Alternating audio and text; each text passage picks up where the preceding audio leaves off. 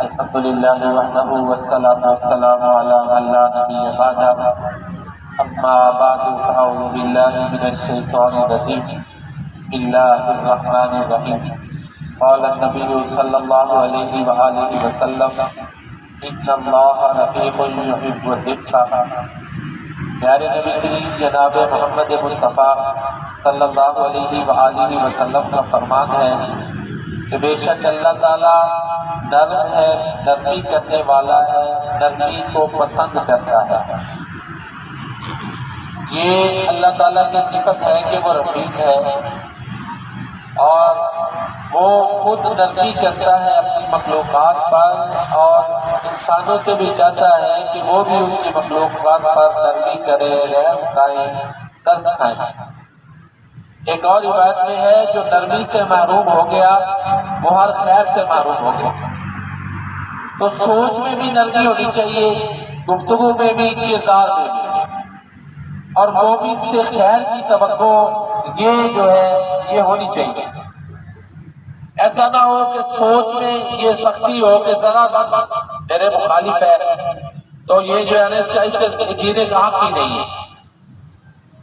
اسی طرح گفتگو میں نرمی یہی ہے کہ دل آزاری نہ ہو. کردار میں نرمی یہ ہے کہ ظلم نہ کرے. تو جس آدمی میں نرمی ہے، شفقت ہے، رحم دلی ہے، درگزر ہے، معاف کرنے کا جذبہ ہے، وسعت ہے، یہ اس کے اعلیٰ کردار کی ایک علامت ہے. تو کردار اچھے دیکھیں، انسان کا جو کردار ہے اس کی پہچان ہوتی ہے. کریکٹر از ڈیسٹینی، کریکٹر ہی انسان کی تقدیر ہے. تو کردار بنانے میں یہ سوچ بنیادی کردار ادا کرتی ہے. اور اللہ تعالیٰ نے پیارے نبی کریم جناب محمد مصطفیٰ صلی اللہ علیہ وسلم کو فرمایا قرآن کریم میں فَبِمَا رَحْمَةٍ مِّنَ اللَّهِ لِنتَ لَهُمْ.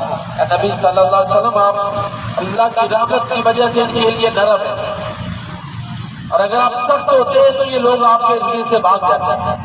وَلَوْ كُنتَ فَظًّا غَلِيظَ الْقَلْبِ لَانفَضُّوا مِنْ حَوْلِكَ. تو میسج یہی ہے کہ اپنی سوچ میں نرمی پیدا کرنی چاہیے، گفتگو میں بھی اور کردار میں بھی. ظلم نہیں ہونا چاہیے، کسی پہ زیادتی نہیں کرنی چاہیے. نرمی میں یہی ہے کہ درگزر والا رویہ اپنائے. درد دل کے واسطے پیدا کیا انسان کو، ورنہ طاعت کے لیے کچھ کم نہ تھے کنوبیاں. تو یہ کردار میں یہ چیز آپ سمجھے گی، آپ کا کردار کا حصہ ہونا چاہیے.